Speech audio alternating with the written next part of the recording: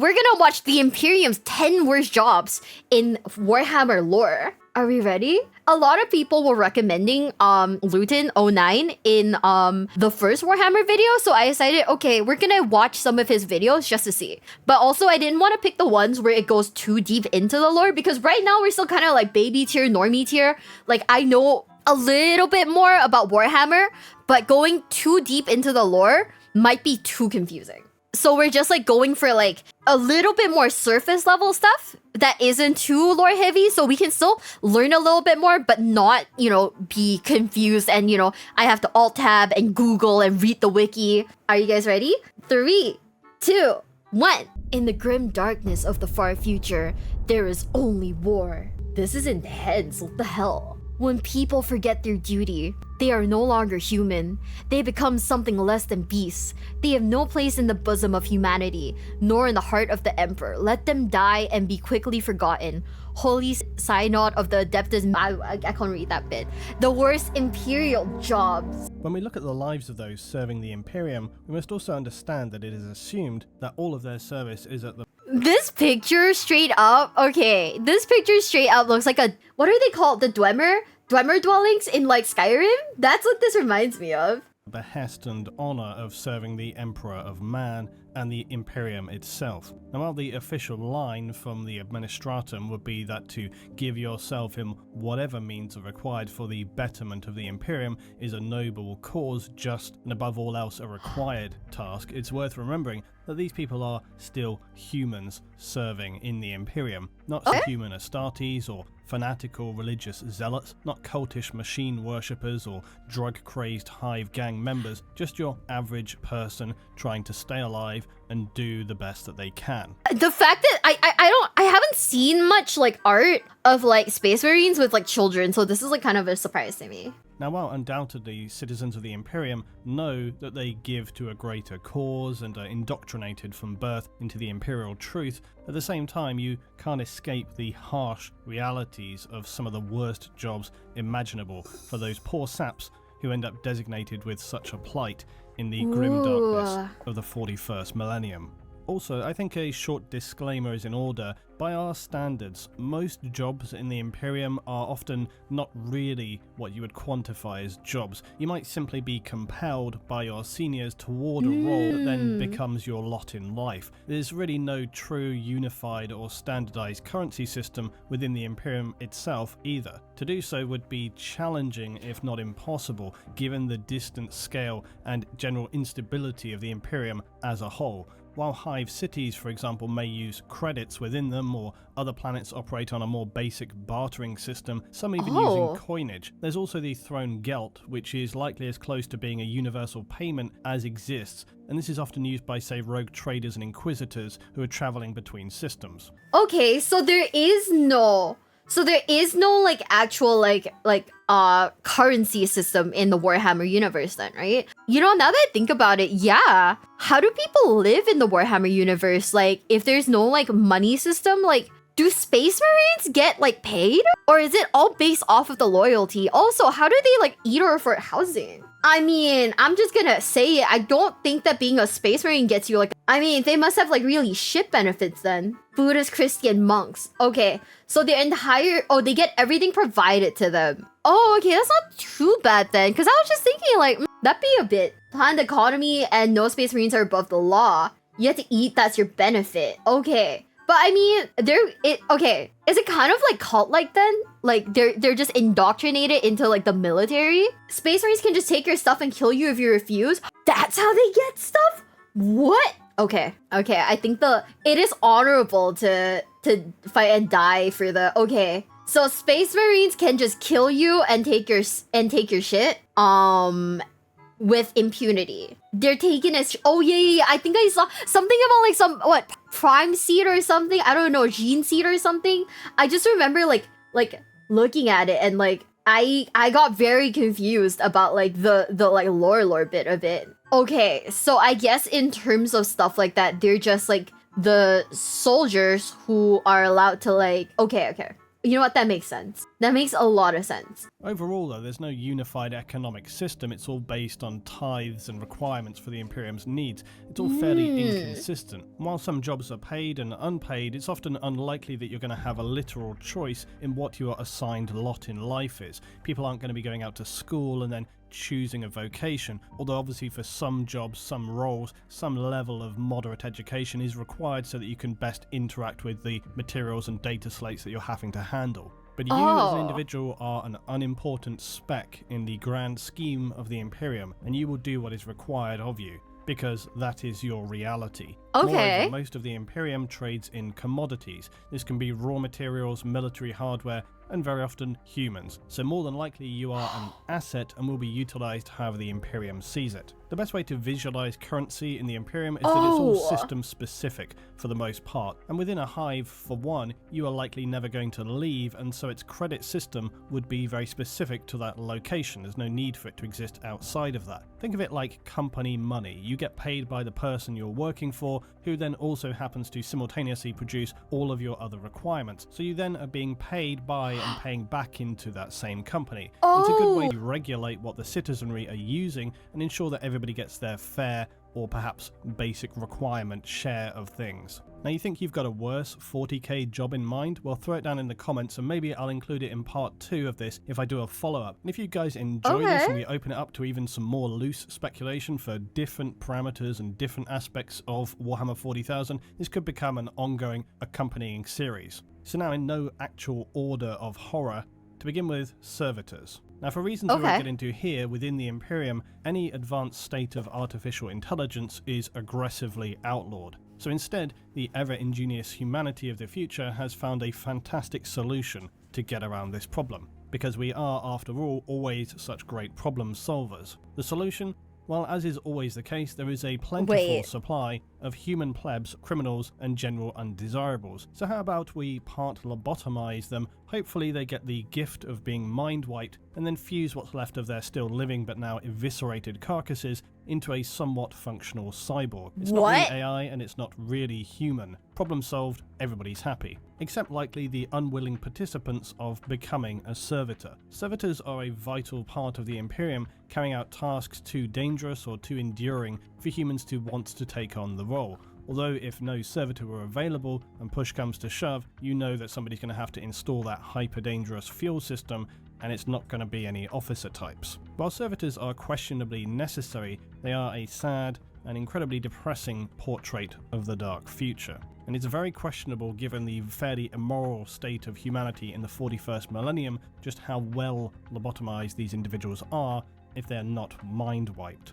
That is Servitors, while insane. carrying out their instructed functions, if left to their own devices, have been seen to become confused and disorientated, sometimes found in a lost corner of a starship or missing in the maze of a hive city, babbling to themselves with a sea of incomprehensible speech, with perhaps some scant details of their former selves and former lives, perhaps trying to formulate some cognition or sense of who they were before. Worse still, we hear stories of people who undergo surgery appearing to be under anesthetic, but are in fact just paralyzed and fully conscious. So it broaches the possibility that some or even many servitors are actually fully aware of the lives they are living and with full awareness and memory of even their former lives, but who then simply lack the ability to speak or even control their own bodies, trapped in a silent, monotonous and potentially unending agony in the prisons they have been physically melded into. One of probably the most common and unpleasant tasks to partake in within the Imperium would be working in its vast factories. Now, planets with hive cities will usually be spattered with important resources, and their factories will then churn out any number of processed materials necessary for the functioning of their hive and or required by order of the Imperium off-world. The administrators and governors will not care how these orders are fulfilled, only that they are completed on time as required. This subsequently means the conditions for workers are just about awful as you could imagine. Toxic, acrid air, long 20-hour shifts, token pay, and squalid, cramped living conditions. Still, for most people at this level of society, it's probably the best they could hope for.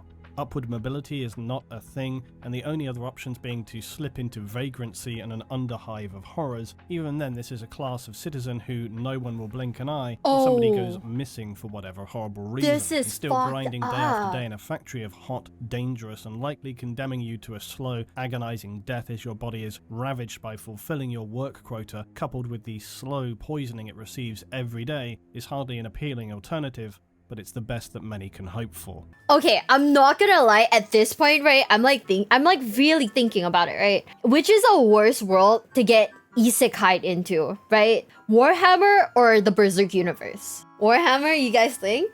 I think both would be so bad, but Warhammer feels like if you're a normie, you're absolutely fucking wrecked, dude. You're shit out of luck. Attack on Titan's pretty shit. I feel like Attack on Titan, right? You could kind of still live like a normal life until the Titans breach the wall, at which point you're fucked, right? But for the most part, you could live like a relatively normal life. Warhammer though, like, it doesn't seem like, you know, it just seems like everything is bad. Like, oh yeah, if you're a weak normie, you just kind of get like sent to like a factory to work, you know? Yeah, I don't know. Yeah, everything in Warhammer kind of sucks. Like, I don't mean like the story or the game itself. I just think that like if you were to actually live in this world, everything would really suck. Unless like, I mean, even if you're like a space marine or something, you're still at like at least like a 80% risk of like, you know, dying. Right? You're basically, so like the good thing is, oh yeah, if you're a normie, you work in a factory. If you're lucky enough to be picked up as a soldier, you get like, you know, experimented on as a child and then trained to be like a space marine where you have like a really high chance of dying. Like, I don't know, man. I think they're both kind of like really bad. Ooh. Also, oh yeah, also Tyranid invasions are common, and you know, you might get ripped apart by like bugs. An Imperial guardsman. Now, while a guardsman is obviously an honourable and respected role for those in the Imperium, because frankly anybody forced to face down a 40-foot-high lumbering alien killing machine who will in all likelihood either cleave you in two, strip the skin from your body leaving you running around screaming like a skinned animal, or just bludgeon you to a pulp, or maybe bombard you with projectiles full of acidic boring maggots, deserves a reasonable level of respect, even low-key playing what's that one game that like everyone loved until it got like on the PlayStation Store, and then people were kind of mad about it. Fuck, what's it called? For Democracy something. Helldivers has kind of numbed me to like space bugs. So at this point I'm like, space bugs, easy fucking clap, dude. No, this would be scary if you were a normie, huh? Right? I feel like I've been so desensitized to like space bugs, right? That I just look at them and I'm like light work, bro. Just light work. Yeah, at least you have 10,000 other normies with me, but still, like, you know, that'd be pretty bad, right? even if that service was in fact non-consensual. As with many military roles in the Imperium, guardsmen serve with a duality of horrific warfare experience coupled with unceasing immortal honor. Because of the extreme casualty rates, most guardsmen are equipped with simply a lasgun, because why give them more than that when they're not going to be around to use it? Oh my fucking god. Being a weapon often referred to as a flashlight because of its extremely poor effectiveness against the severe threats faced by the Imperium. Other heavy weaponry for its soldiers are available, as well as some devastatingly powerful tanks, ordnance, and air support, but for your average man on the ground, bad luck, you get the I'm never gonna play the Imperial Guard. It's so... I don't want my boys to die. I don't want my normies to die. Fuck! No! This is so sad. Stop! Oh my god. Okay, I will never play the Imperial Guard just because I don't want them to die. Now I feel sad. Now I feel incredibly sad. No. This is so sad. Fuck. Lasgun. While Imperial propaganda will tell the glory of serving in the Imperium, the reality is fairly disconnected from this stirring and glorifying rhetoric. The phrase battle of attrition comes quickly to mind for many guardsmen who will not receive much if any personal body armor, unlike their superhuman Astartes saviors. No. Nope, you're going into battle with the shirt on your back, and as an individual, no one is going to be stopping to help you when you lose a limb or worse. And the word expendable will be very much on your commander's lips. Now, if it isn't bad enough that you're facing a nightmarish host of Xenos, your commissar will be standing right behind you, ready to kill you or your newfound friends, on the slightest hint of your hesitation, or perhaps simply to just motivate those around you. Unless you have qualified for a specialist division or an elite force within the Guard, you're more than likely going to become Operation Human Shield. And if by some miracle you manage to survive the horrific conditions of battling alien horrors with little more than a gun that shoots light, having watched many around you die in the most unbearable of circumstances, and then still have your sanity intact, not to mention, hopefully, not having your body be completely broken, there's nothing to say that an orbiting Astartes or Inquisition may not simply decide that things are not going quite as well as they'd expected, and decide that in fact an orbital bombardment might best serve the fast resolution of the situation. And your service is appreciated, Guardsman. If you feel like you're having a bad day and... Stop! So if they decide that the war isn't going fast enough, they just fucking nuke everything, including you? No! What? We're never playing the Imperial Guard, guys. I'm gonna keep my boys safe. What the fuck? That is so fucked up. I mean, I guess, yeah, you know, they're cannon fodder, but like, no, this is so sad. Oh no. Yeah, I mean, if I were a normie with like a fucking, like, with like a baby gun, like, what?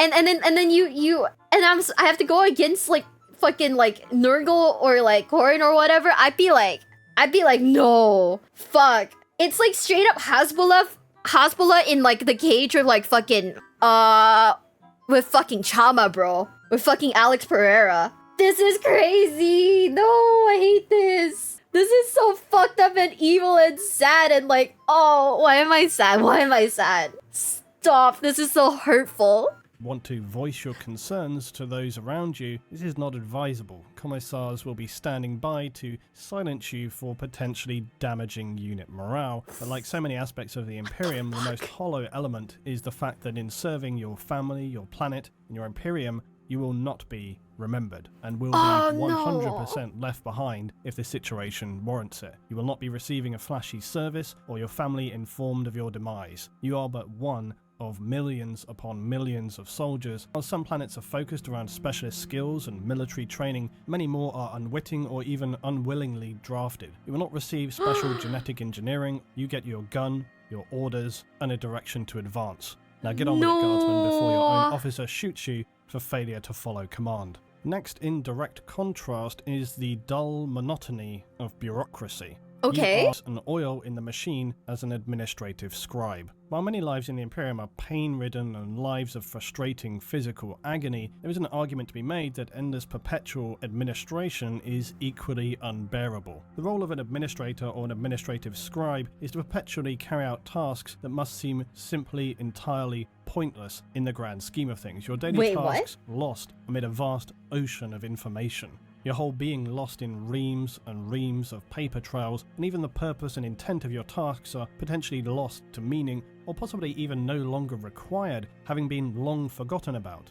Billions of clerks, scribes, and general admin staff work tirelessly to manage the Imperium at every tier. Compared to others, this may seem like a sweet job to land yourself, but imagine having to do the same thing every day, without end, without opportunity, and without meaning. In many Do you think they know what a balance sheet is? Microsoft Word could fix this, and Microsoft could single-handedly fix this entire universe. many respects, it's the closest thing to hell for many. Pointless tasks with no thanks or appreciation, no sense of really contributing anything to the greater whole, cold, harsh working conditions, still subject to the same brutal rules and regulations that dictate all Imperial life. I'm just saying that just sounds like working in an office. Indeed, the very nature of the complex bureaucracy that is strictly enforced allows little room for error. Regulations, forms, protocols, and process is your life. Worse perhaps is to live a life of blind ignorance of the goings-on beyond the walls and confines of your endless daily data process. Many administrative positions are considered hereditary as well, so you'll be committed to a life of permanent placement facing logic engines and cogitator workstations. For an administratum scribe working in their specific sub-departments, all must be recorded, catalogued, completed in quadruplet, processed, and then as long as centuries later, finally archived. The whole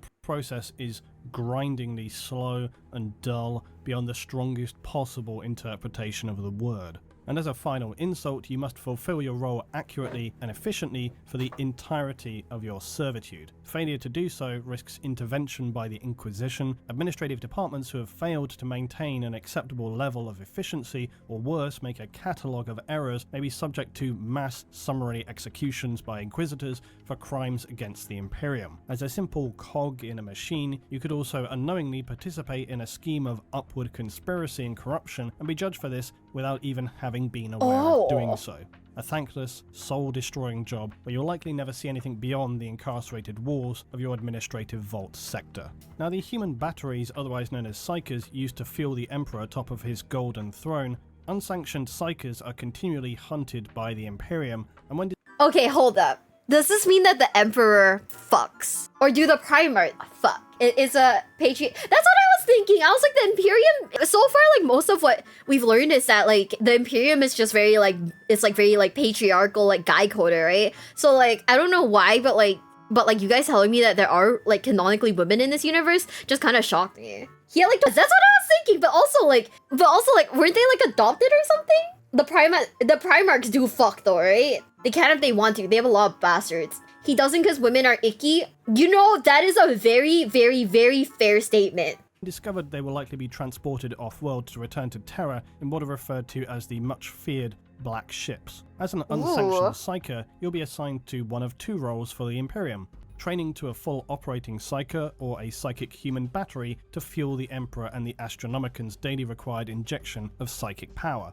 Unsanctioned Psykers represent a great threat, as they run the risk of unwittingly becoming a portal for demonic incursion, and those imprisoned within its cavernous, permanently dark, freezing cold holds on the journey back to Terra, with thousands of other unfortunate members being probably the most harrowing part of the ordeal, as these untrained Psykers will expel their panicked and fraught emotions all around them. As such, only the most mentally strong Sisters of Silence will crew these vessels so as to be able to withstand the constantly soul-numbing despair of the incarcerated amateur Psykers. For the majority of these poor souls, upon reaching Terra itself, their fate will be psychic disintegration, as they're consumed by the Emperor and the Astronomican, their very mind, soul and body being consumed in agonizing psychic fire, and their bodies and brains are burned to ashes. But it does keep the Imperium's lighthouse lit for another day at least. For a day? An unpleasant but perhaps at least highly appreciated task to carry out in your service for the Imperium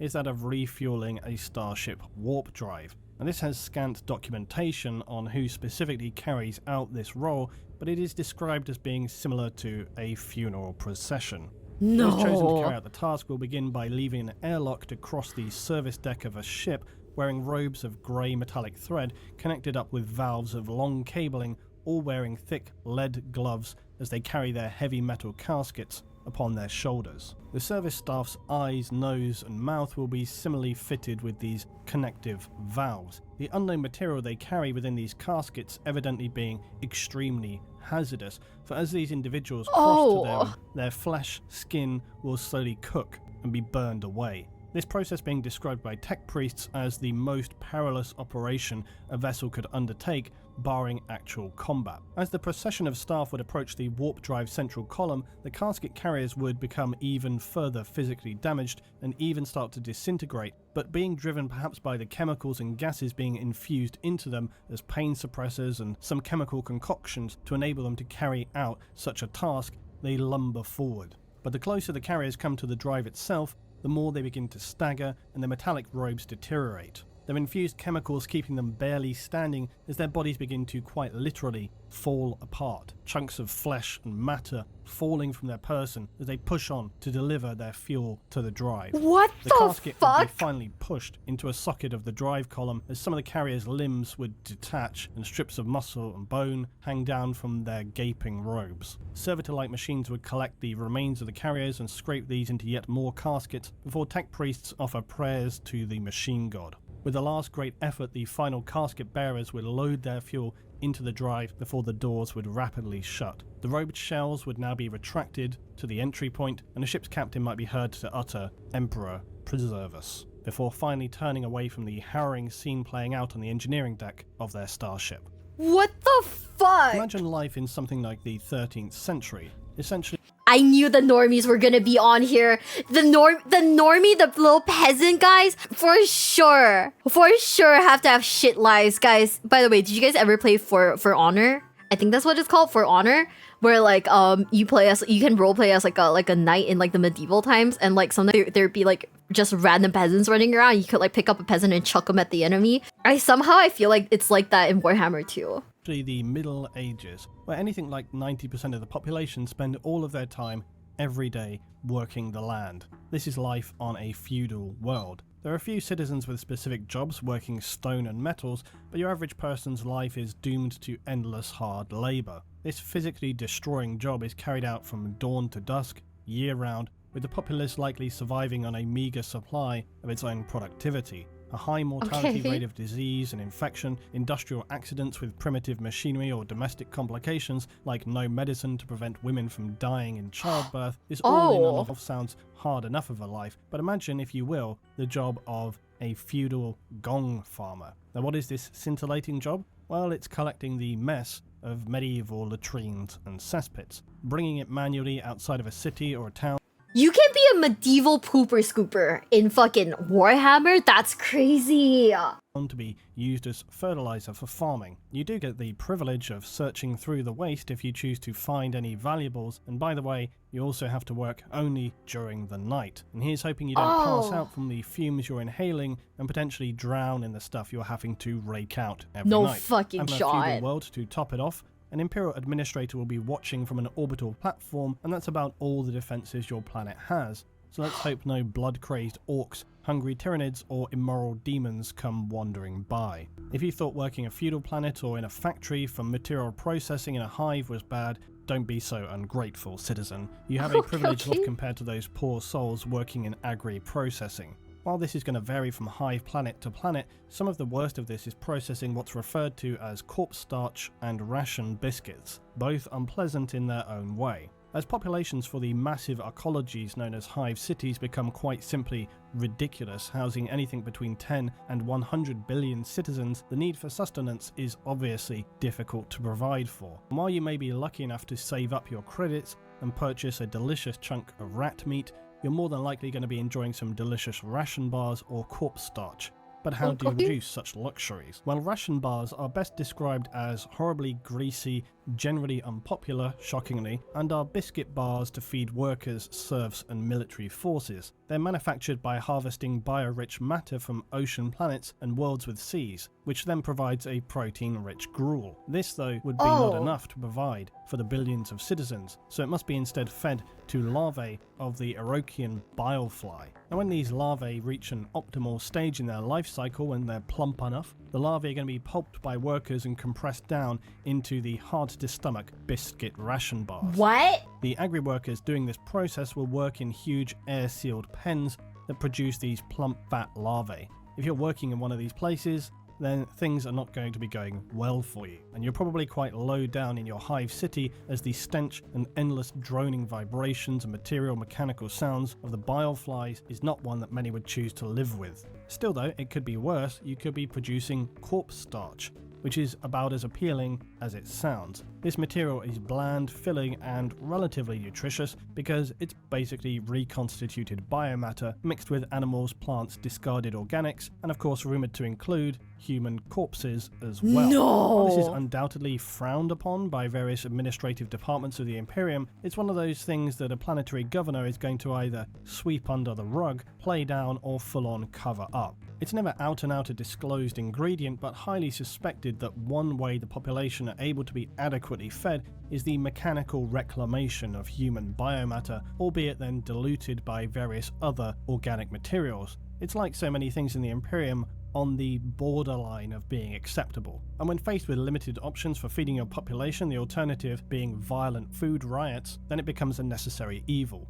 Pity though the workers who have to work in the stinking immoral environment where you must process endless stinking vats of biomatter, perhaps seeing some things that are going to be difficult to forget as you catch your eager 4 hours of rest before getting back into the production line. It's just getting worse and worse. There is no good job in this universe, huh? I mean, even if you're the emperor, you're just kind of turned into like fucking jerky sat in a chair, like being forced to like being used as like a fucking skeleton key. Holy shit. Yeah, your mom died. Her body gets processed into food. Oh my god. Okay, what are the nobles? Okay. We need to do another dive into what nobles are, because I didn't know that there was like a noble system in this world. What? Now, I am yet to cover the assassins of the Imperium, but one aspect in being Look at that. It's the one woman that I knew was in this like universe. selected to work as an Imperial assassin is their pre-training. Now, as with most Imperial roles, it's quite unpleasant. Yeah, I remember this bit a But little. specifically, the role of the Eversa Temple, which disturbingly leans towards using the youngest recruits as they are less developed and therefore easier to bioadapt later in surgery. To start off with, okay. recruits will be orphans from a death world, of which there are quite unsurprisingly a plentiful supply in the Imperium. These recruits, after some base training, will be transported to Terra, but en route they will continue to be trained by a survival of the fittest assessment. These very young recruits will engage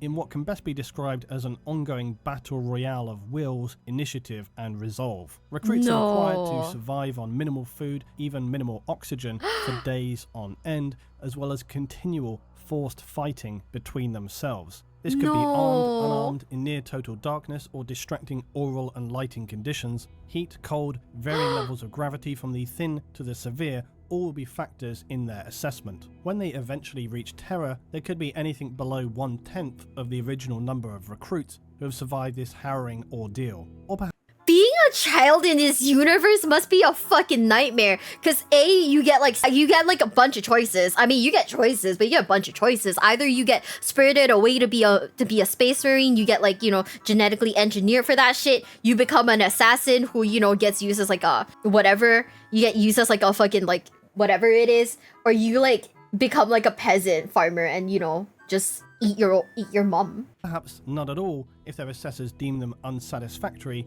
to requirements. The recruits, though, will then be organised by the temple they are best suited for. Eversa assassin recruits face, though, the further horror of being now forcibly bioengineered. These youngest recruits, who are essentially children, will be turned through this process into unstoppable drug-fueled killing machines. To achieve this, the Medicus adepts will use a range of genetic adaptation, endoskeletal restructuring, bionic implants, and infusions of chemicals to turn the previously human youth into a nightmarish weapon that can barely be controlled by its own leaders. Their cerebral cortex will also be enhanced and the brain fitted with lobo chips. These will amplify the assassin's state of mind to either raging hate, pure determination, or extreme fanatical drive for the love of the Imperium at any cost. This whole process is unpleasant and far from risk-free. Many subjects will die of massive multi-organ collapse as their bodies struggle to handle the severe restructuring. And this is not to mention the inevitable side effects from being turned into a bio-enhanced, drug-fueled, borderline if not psychotic killing machine. Past this point, the assassin will continually attempt to balance the complex cocktail of chemicals that's fueling and simultaneously poisoning their system. Finally, at the end of all this, the assassin will be placed in cryosuspension, their bodies so drug-fueled and their own mindset so completely unstable that it's easier than keeping them actively conscious. This is the one where they freeze and then they drop them in like random war zones, like all pissed off and shit, right? This is the group then. Is that it? That's the one. Oh, yeah. Okay. I remember them now. They're door dashing like just angry people then. Great. Okay. This is the door-dashed, frozen, really angry people with no sense of who is friend or foe. Got it. That's the one. For a mission, they're going to be placed into a drop pod and then fired down to achieve their task. Becoming an Eversa assassin is likely one of the worst jobs in the Imperium. Yeah, what the fuck? That sounds bad. Soul-destroying pain and servitude to be stripped of everything you were and used as an indiscriminate weapon of the Imperium. Now, penal legions are the dregs of Imperial society, so you can imagine these are some less than capable individuals. These are usually members of the Imperial Guard and PDF who have perhaps not been executed on the spot for their crimes and instead commuted to a life sentence in the loosest definition of the word. However, a penal legion can be easily made up of murderers, maniacs, thieves, in general criminal elements of society, or just those who were far too incompetent in their duties and have been sentenced to play some more mildly useful role for the Imperium. These legions, though, unfortunately, are basically the waste dump of human society and are forced to wear explosive slave collars that are more about turning the troops into human bombs than a disciplinary incentive. They march in a shambolic way towards their goal, or perhaps run if they're crazed, and then perhaps to just encourage those around them with whatever they're meant to be doing. Maybe a few of them will be blown up and detonated here and there. But is this the job we're talking about? Well, no. In fact, what we're actually sparing a thought toward are those tasked with maintaining control over these plebs. Penal Legion overseers essentially have the unfortunate task of herding a bunch of shambolic, potentially murderous and psychopathic cats. Some of the Penal League relish their role and accept their death, running headlong into the enemy, but others may fall into mental ruin, just falling to the floor, crying, unable to move. Others may try to run away, or simply just lash out and kill those standing around them. As frustratingly soul-destroying as such a task is, those commanding a Penal Legion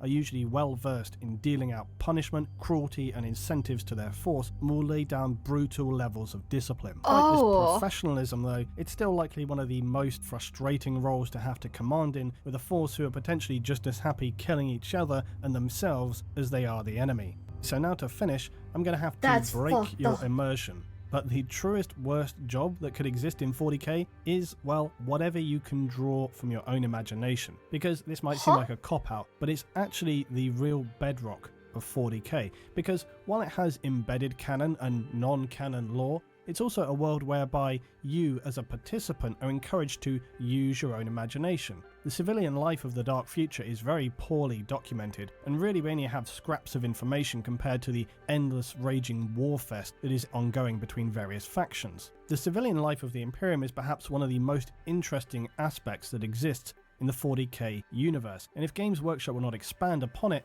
maybe it's time we start doing so ourselves with some wild speculations and imaginings. The whole thing with 40k is that the Imperium itself is so fractured and spread across countless systems with vast distances in between, it's really hard to focus in on some of the details of different worlds. Now this has happened very, very slowly over time with little fragments of information, but some could be, for example, nightmarish gulags, while others could be verdant, lush garden worlds of pleasure. Others could be more Earth-like, with all the complex goings-on of human life that this entails, or you could be living in a horrific hive city or toxic, choking forge world, or have on a planet that's been cut off from the Imperium due to a simple administrative error, forced to go its own way with the vague hope of one day being rediscovered if it's not destroyed by some other alien process in the meanwhile. And this for me is one of the most enjoyable parts of Warhammer 40,000. You can use your own imagination to build a whole narrative given the existing lore and framework of the factions within it. Often the world of 40k draws on real-world history,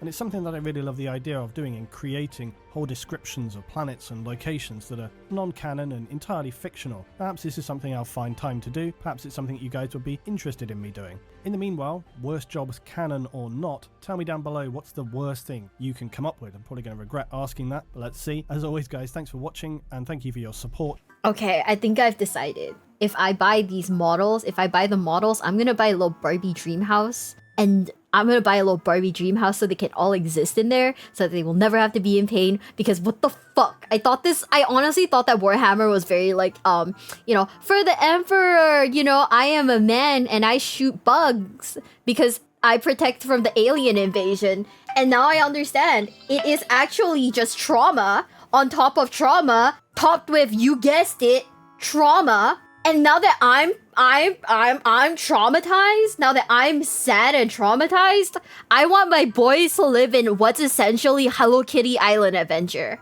I will sit there and give my guys therapy. Because like, the thought of like pleasure world just makes me think that 100% it has something to do with Slaanesh, and you know, if it has to do with like any of the you know, the like godly figures, you know, you just know shit's about to be fucked up. Oh man. Yeah, you know what? Yeah, you know what? Why aren't there women? No, you know, keep the women out of it, man. Actually, no. One thing that I do appreciate about Warhammer technically is that it is very like gender is not a huge focus here. Like you can have the Sisters of Silence, and they're still rightfully badass in their own right. So this isn't like a oh peak male, like only men can exist in this universe kind of thing. Like women can exist too, you know. And you know what that means? Equality, but also at the same time, like neither gender should exist in this universe because it's so fucked up. Hello Kitty Island Adventure, guys. I don't fucking know. I think the Primarchs could exist there. You know, maybe if you know they lived in like no, actually Animal Crossing would probably piss them off too. But Hello Kitty Island Adventure, you know, I'm just saying Angron could be there, maybe be less angry. I don't know what you guys have been talking about. Yeah, they just need like a good spa day, you know?